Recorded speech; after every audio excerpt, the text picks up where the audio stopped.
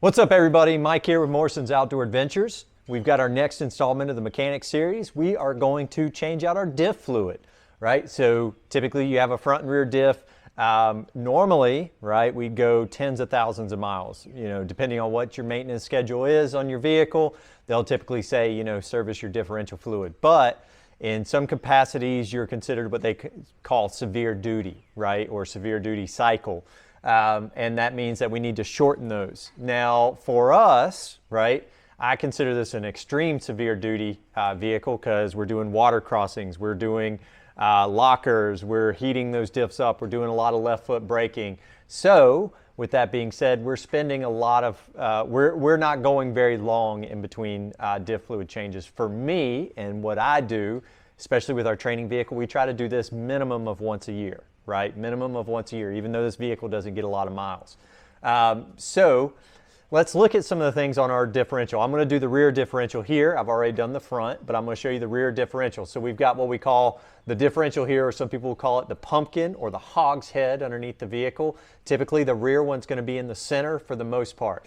But some things that I want you to pay attention to on the differential, right here we've got our drain plug on the very bottom, right? Mine is a 24 millimeter.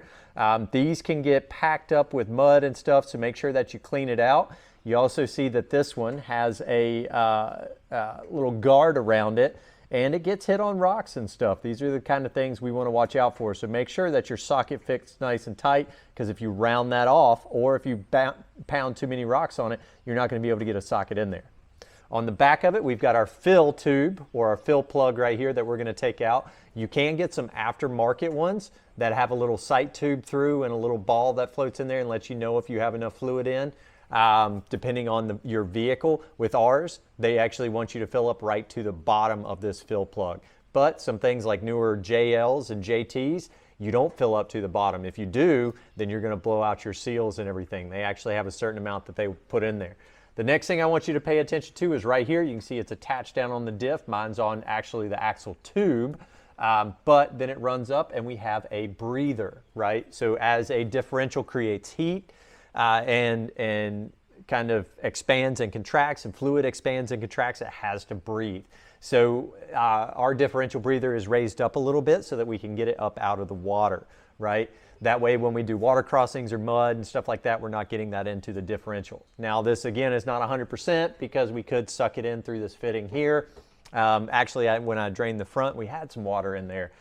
So we're going to drain this. So I've got my ratchet here with my 24 millimeter, right? And the great thing is you can break it, right, loose, but then we don't need to just sit there and continue using the ratchet. So I'm going to take my bucket here, because I can't fit my drain thing under there, and I'm going to start backing off of this, okay? Back off until we feel it come loose. Getting closer. There we go. See it glugging out, right? So now I can just drop my bucket down to catch everything.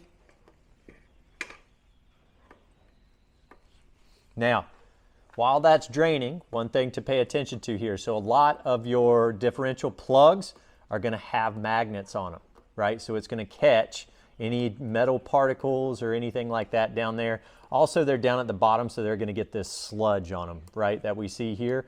So this sludge is what's coming out of the bottom of your differential, okay? Now, fortunately, it doesn't look too bad back here. We definitely tell that this fluid's been through the ringer. It's been heated up and cooled down a couple of times pretty hard.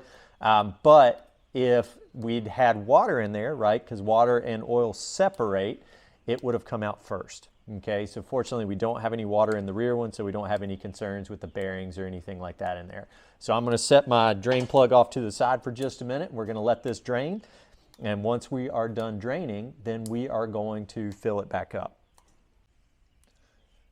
All right, so we've dialed down to just a little stream coming out right here. If for some reason we had seen, water or some other reason to be concerned, I may even flush this out with a little bit of the fluid that I'm going back with. So Land Cruiser typical weight that we're running with. I'm going to put this drain plug back in here and tighten it up in just a second. But gear oil, right? Not necessarily like your motor oil.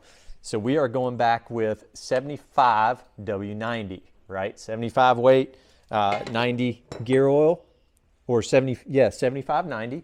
That's what most recommended for Land Cruiser is. So for our Land Cruiser.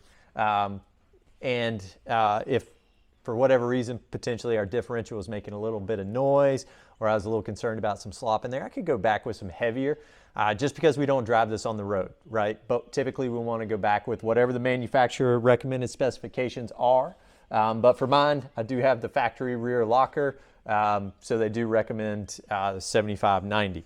Now, I've got basically a little pump here, and I keep a little empty core oil jug, and this pump fits right on top so that I can sit here and just pump this back in. There's tons of different tools out there that can make this job easier, including little drill pumps, all kinds of stuff, but you can buy this super cheap at Advanced Auto, and it will fit on a multitude of different containers. It just won't fit on our gallon container that we bought, unfortunately.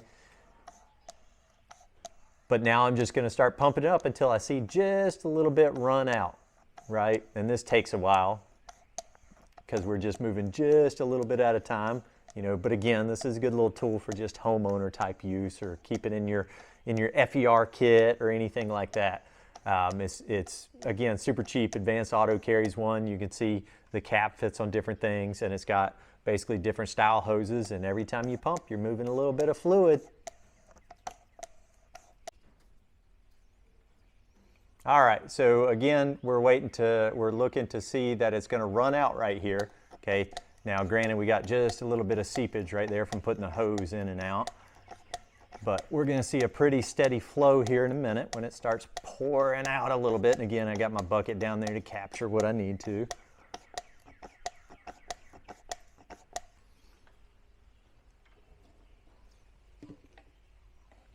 All right, we see it running out right there.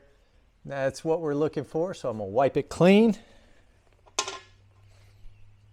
and put my fill plug back in.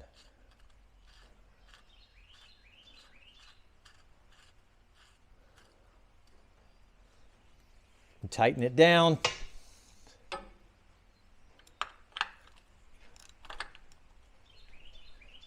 Manufacturer recommended torque specs. And we are good to go.